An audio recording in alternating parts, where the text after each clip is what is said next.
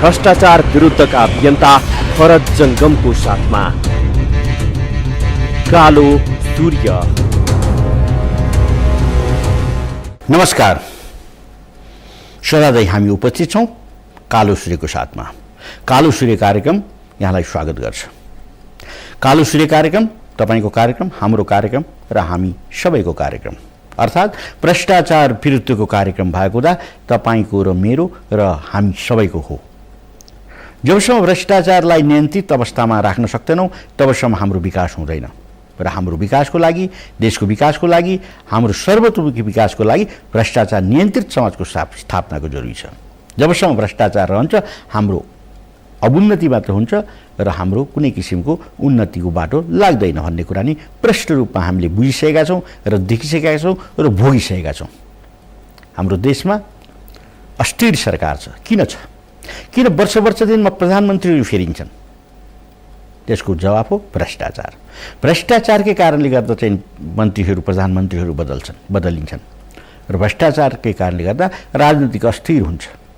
यहाँलाई थाहा छ 2064 सालमा भएको इलेक्सनबाट एक वर्षभित्र संविधान बनाउँछु भनेर आएको जनप्रतिनिधिहरू आज 72 साल पुग्दा पनि संविधान एउटा दिन सकेका छैनन्। किनभने काम गर्न पटक्कै उहाँहरूलाई मन छैन। पैसा कति खाए भनेर हिसाब हेर्नुहुन्छ भने कमसेकम पनि अहिलेसम्म 40 अरब रुपियाँ सकियो। 40 पेजको संविधान हामीले पाएका छैनौँ। अब यसरी विचार गर्दा के भने भ्रष्टाचारको बिगबिगी चलेको छ र भ्रष्टाचारकै कारणले गर्दा जनताहरू निरीह भएका छन्, गरिबीको रेखामुनि छन् र गरिब जीवन व्यतीत गर्नु परेको छ। र हामीले हरेक चोटि, हरेक दिन हिजोको विषय, आजको विषय बेग्लै हुन्छ हामीले भनिसक्यौँ र भोलिको विषय बेग्लै हुन्छ र आज पनि हामीले एउटा बेग्लै विषय चाहिँ लिएर आएका छौँ। त्यो के हो भने अहिले नेपालको जनजीवन जो के भने सहर नगरमा या के भने बसोबास गर्ने व्यक्तिहरू र खास गरी अझ उपत्यकामा बस्ने व्यक्तिहरूको खर्च कति हुन्छ र कति खर्च हुँदा यिनीहरू बाँचेका छन्, अनिवार्य बाँच्नको लागि कति खर्च चाहिन्छ भन्ने कुराको एउटा सानो लेखा हामीले दिने प्रयत्न गरेका छौँ। र यो के भने लेखा हेरेपछि तपाईँलाई एकचोटि झस्काउँछ र अत्यन्त तपाईँलाई पीडा बोध हुन्छ। यो साँच्चीकै हो त यो हिसाब? यो हिसाब हो भनेदेखि त हामीलाई धेरै ठुलो नोक्सान रहेछ। हामीलाई त देशले, राष्ट्रले हामीलाई शोषण गरेको रहेछ भन्ने कुरा नि तपाईँले जान्न सक्नुहुन्छ। त्यसैले हामी यसलाई आजको कार्यक्रममा समावेश गरेका छौँ। र यो कार्यक्रम कसरी हामीले लिएका छौँ भने यो तथ्याङ्क विभागले गरेको सर्वेक्षणको आधारमा, सरकारी सर्वेक्षण हो, हाम्रो होइन। यो सरकारी सर्वेक्षण लगभग सरकारको पक्षमै हुन्छ, तर पनि हामीले यसलाई मान्यौँ। सरकारको सर्वेक्षण होता पनि हामीले यसलाई मान्यौँ। यसलाई मानेर पनि हामीले अङ्गीकार गरेर चाहिँ हामीले विचार गर्दा, लेखा गर्दा, हिसाब गर्दा हामी चाहिँ नि पूर्ण रूपले शोषित भएका छौँ र हामी सरकारबाट उपेक्षित छौँ र हामी गरिबीको रेखामुनि धकेलिँदैछौँ भन्ने कुराको प्रश्न हुन्छ। यसमा के भनेको छ? तथ्याङ्क विभागको सर्वेक्षणले के भन्छ भने उपत्यकामा बाँच्न मात्रै महिनाको 17,000 रुपियाँ लाग्छ। धेरै ठुलो परिवारको कुरा गरेको छ नि। यहाँ 4 देखि 5 परिवार सदस्य भएको परिवार, 4 देखि 5 सदस्य भएको परिवार भन्दाखेरि लोग्नी स्वास्नी, 2टा छोरा, 4 जना, एउटा बाउ या आमा बा के भने 3टा छोराछोरी, 4 देखि 5 सम्मको भने एकदम सानो परिवार हो। त्यो परिवारलाई बाँच्नको लागि 17,000 रुपियाँ प्रति महिना लाग्छ। अब भन्नुहोस्, अब 17,000 को कमाई कहाँ हुन्छ त? अब त्यो खोज्न नि पर्यो हामीले। अब नेपाल सरकारको तपाईँको चाहिँ कर्मचारीहरू, पुलिस, सैनिकहरूको कुरा हेर्ने हो भनेदेखि त लगभग राम्रै छ उनीहरूको तलब हेर्दा, अरूको हेर्दा। तर त्यहाँभन्दा बाहिरका व्यक्तिहरूको तलब हेर्नुहोस् त कति छ? जो कम्पनीहरूमा काम गर्छन्, कोही सञ्चार माध्यममा काम गर्छन्, कोही तपाईँको चाहिँ अन्य विकास समितिहरूमा काम गर्छन्, अन्य निकायमा, ब्याङ्कहरूमा काम गर्छन्। तिनको तलब मान के हो त्यो पनि हामी विचार गरौँ। र त्यो तलबमान भएको लाई हेर्ने हो भने 17,000 रुपियाँ खानको लागि धेरै ठुलो पद धारण गर्नुपर्छ। कालो सूर्य कमसेकम 17,000 त खर्च।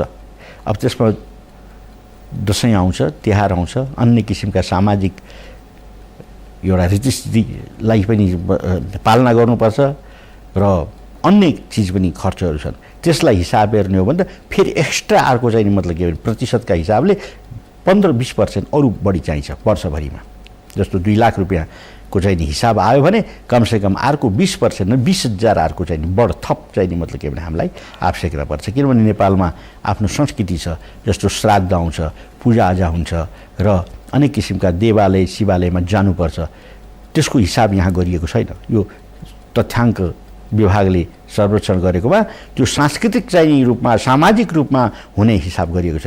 मात्र बाँच्नको लागि कति आवश्यकता छ भनेर मात्रै यसमा भनिएको छ र त्यही कुरा हेर्दा पनि भयावह छ र हामीलाई यो कुरा साँच्चीकै सबैलाई सुनाउन मन लाग्यो।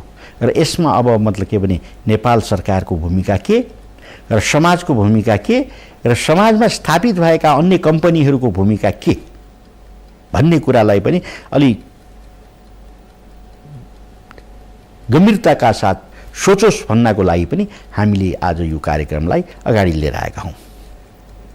अब यहाँ तपाईँको चाहिँ नि सर्वेक्षणले के भन्छ भने प्रत्येक वर्षमा चाहिँ तपाईँको चाहिँ नि यो प्रति व्यक्ति खर्च वर्षमा कति हुन्छ त भनेर सर्वेक्षणले गर्दा खाद्य सामग्रीमा 14,995 र गैर खाद्य पदार्थमा 26,323 अर्थात् 40,818 यो एक वर्षमा एक व्यक्तिको लागि चाहिने खर्च हो, अर्थात् 40,718 रुपियाँ। त यो चाहिँ मतलब खाद्य सामग्री अन्तर्गत चाहिँ नि चामल दाल आदि इत्यादि फलफुल जति खाद्यान्नमा पर्छ, दूध आदिहरू पर्छ र गैर खाद्यमा चाहिँ तपाईँको चाहिँ मतलब के भने यो कपडा लत्ता सामानहरू हो, घरायसी सामानहरू अथवा घर भाडाहरूदेखि लिएर अन्य शिक्षा इन्धनहरू खर्चलाई पनि गैर खाद्य सामग्रीभित्र पर्छ। त भन्नाले एक मान्छेलाई अनिवार्य नभई नहुने कुरा के हो भने 41,000 रुपियाँ लाग्ने रहेछ। अब विचार गर्नुहोस्, 41,000 रुपियाँ लाग्छ भने 5 जना परिवारलाई 2 लाख चान्चुन लाग्यो, प्रष्ट छ। अब त्यो 2 लाख रुपियाँ चान्चुन चाहिने प्रति वर्ष कमाउने ठाउँ भने त हाम्रो फेरि नेपालको संस्कृति अनुसार चाहिँ नि एउटा व्यक्तिले कमाउने हो, अरू व्यक्तिले पढ्ने या खाने हो। जस्तो बच्चाले कमाउन जाँदैन, 5 जनाको परिवार छ भने श्रीमती पनि हाउसवाइफ हुन्छ, घरमा चाहिने मतलब खानपिन दिनु पर्यो, बच्चाहरूलाई हेर्नु पर्यो, अनि त्यसपछि मतलब के भने बुढालाई हेर्नु पर्यो र आफ्नो सबै रेखदेख गर्नु पर्यो। भन्नाले त एउटा परिवारमा एकजनाले काम गर्छ भने अब कमसेकम पनि मतलब के भने एउटाको तलब पारिश्रमिक 20,000 कम हुँदैन, गर्नै सक्दैन। तर 20,000 रुपियाँ तलब खानको लागि हाकिम हुनुपर्छ। यतापट्टि सरकारी स्तरमा भन्ने हो भने सेक्सन अफिसर हुनु पर्यो, यता तपाईँको चाहिँ कम्पनीहरूमा भए एउटा ठुलै चाहिँ हाकिमको रूपमा त्यसले काम गरे हुनु पर्यो। होइन भने साँच्ची भनौँ भने कत्रा ठुला कम्पनीहरू र चाहिँ देशमा सञ्चालित यो सञ्चार माध्यमका कम्पनीहरूमा पनि 20,000 भन्दा तलब माथि खाने कम हुन्छन् र 20,000 भन्दा मुनि 5,000 देखि सुरु हुन्छ। त्यहाँ त 5,000 देखि 7,000 10,000 बढी जो 10,000 भने मान्छे खुसी भएर काम गरिरहेका छन्। नगरेर के गर्ने, कहाँ जाने काम गर्न? त्यस कारणले त्यस्तो किसिमको भयावह स्थिति छ र यो कुरोलाई नेपाल सरकारले निश्चित रूपमा हेर्नुपर्छ भन्ने हामीलाई लागेको छ। र अब नेपाल सरकारको मतलब के भने कर्मचारीले कति खाँदा रहेछन्, अब एकतर्फ विचार गरौँ। नेपाल सरकारको कर्मचारीमा सबभन्दा तल्लो स्तरको भनेको पिउन लेभलको, सिपाही अथवा चाहिँ प्रहरी लेभलको भनौँ, सबभन्दा माथिल्लो भनेको प्रधानमन्त्रीदेखि लिएर राष्ट्रपति। राष्ट्रपतिजीले खानुहुँदो रहेछ महिनाको 1,06,000, त्यस्तो उपराष्ट्रपतिले 78,000, प्रधानमन्त्रीले 54,000, मन्त्रीहरूले 48,000 र सांसदहरूले 40,000, पिउनले 12,000। यो बिचमा अब नायब सुब्बा, सेक्सन अफिसर, उपसचिव, सहसचिव यसैभित्र आउँछ। अर्थात् 12,000 देखि सुरु गरेको तलबमान 1,06,000 बगेर टुङ्गिँदो रहेछ। ल उहाँहरूलाई त बडो राम्रो छ, लगभग मिल्दो रहेछ। किनभने 12,000 रुपियाँ तलब खाएपछि 17,000लाई मेकअप गर्न त धेरै गाह्रो पर्दैन। तल्लो स्तरको पनि नेपाल सरकारको तलबमान राम्रो रहेछ। यसको मतलब उहाँहरू भाग्यमानी हुनुहुनेछ र उहाँहरूलाई सरकारले दिएको सहुलियतमा नेपालको नागरिकमा सबैभन्दा भाग्यमानी मान्छे को त भनेर भन्दा निजामती सेवाका कर्मचारीहरू, प्रहरी मतलब जवानहरू वा सैनिकमा काम गर्ने व्यक्तिहरू नै मतलब के सम्पन्न राम्रो हुनुहुनेछ। कालो सूर्य। एउटा घर चलाउनको लागि के चाहिन्छ? चामल चाहियो, दाल चाहियो, तरकारी चाहियो। त्यसपछि मतलब के भनेदेखि त्यसलाई बाल्नको लागि ग्यास चाहियो। ग्यासको दाम अहिले तपाईँको 1435, त्यो पनि 35 रुपियाँ अहिले भर्खरै गत हप्ता चाहिँ कम भएको हुनाले 1435, त्यो त 1485 करिब चाहिँ मतलब के भन्थ्यो ग्यासको दाम थियो। र ग्यास नभई हुँदैन। र दुधको कुरा गर्नुहोस्, अहिले 32 रुपियाँ प्रति पाउन्ड चाहिँ दुध चाहिँ मतलब के लिएर चाहिँ केटाकेटीलाई खुवाउनुपर्छ। अन्य सामग्री हेर्नुहोस् त्यत्तिकै चाहिँ मतलब के भनेदेखि महँगो छ। आज साग तपाईँको अरू छोडिदिनुहोस्, एउटा सबैभन्दा मतलब के भने सागमा चाहिँ मतलब के चम्सुर पाल्नु त छोइसक्नु छैन। अब तपाईँको मुन्टा, फर्सीको मुन्टाको पनि एक चाहिँ मतलब के भनेदेखि मुठाको 15 देखि 20 रुपियाँ तिर्नुपर्ने अवस्था आइसक्यो भने कसरी चाहिँ मतलब जीवनयापन गर्नुलाई भन्नुहोस्। फेरि भन्नु होला होइन कृषकले पाएको छ, कृषकलाई पनि त्यही चाहिँ मतलब मुस्किल छ। आज 17,000 रुपियाँ दबाइकन मतलब जीवनयापन हुँदैन भने त्यो 17,000 प्राप्ति कसरी गर्ने भन्ने कुराको व्यक्तिलाई चिन्ता होइन, राज्यलाई चिन्ता हुनुपर्छ, सरकारलाई चिन्ता हुनुपर्छ। होइन भने तपाईँ सरकारमा बस्न योग्य हुनुहुन्न। यो हाम्रो चाहिँ भनाइ हो। तपाईँको आफ्नो कर्मचारीलाई चाहिँ नि यथेष्ट दिने, 12,000बाट सुरु गरेर 1,06,000 पुर्याउने प्रति महिना, अनि बाँकी भएका चाहिँ नि गैर सरकारी मतलब के संस्थाहरूमा काम गर्ने मान्छेलाई चाहिँ तलबमान कम हुँदा पनि मजबुरी भएर काम गर्नुपर्ने, शोषित भएर काम गर्नुपर्ने, अनि त्यो चाहिँ तपाईँको लागि न्याय भयो? डेफिनेटली तपाईँले न्याय गर्नु भएन। त्यस कारणले तपाईँको के दायित्व हो भने तपाईँको हाम्रो नेपालभित्र जन्मेका प्रत्येक नागरिकको एउटै हक अधिकार हो, त्यो हो बाँच्न पाउने अधिकार। त्यो बाँच्न पाउने अधिकारमा तपाईँ जति मतलब के भने जसलाई लेभल अनुसारको स्यालेरी फिक्स गर्नुहुन्छ या तलब फिक्स गर्नुहुन्छ त्यो अनुसार सबैलाई हुने किसिमको व्यवस्थापन मिलाउनु पर्यो। जस्तो ब्याङ्कमा काम गर्ने अथवा चाहिँ कम्पनीमा काम गर्ने वा व्यापारिक संस्थामा काम गर्ने वा चाहिँ तपाईँको चाहिँ नि उद्योग धन्दामा मजदुरहरू काम गर्ने वा बाहिर ज्यालामा काम गर्ने। त्यस कारणले तपाईँहरूले यो चाहिँ नि डेफिनेटली चाहिँ नि निश्चित गर्नुपर्छ।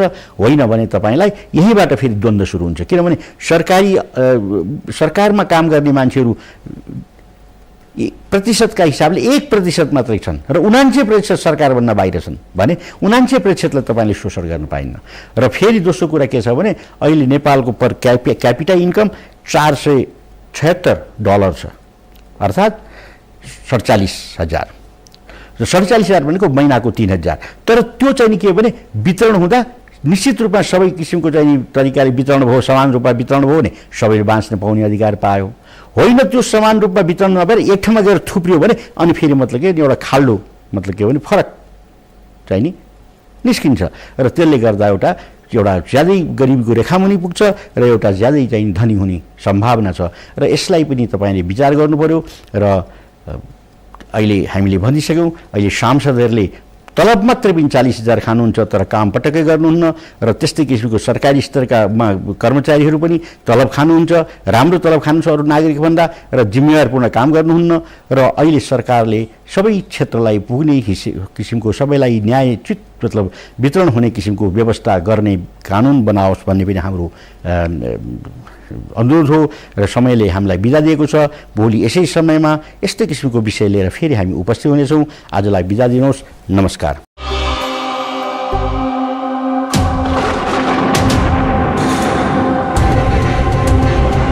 भ्रष्टाचार विरुद्धका अभियन्ता भरत जङ्गमको साथमा कालो सूर्य।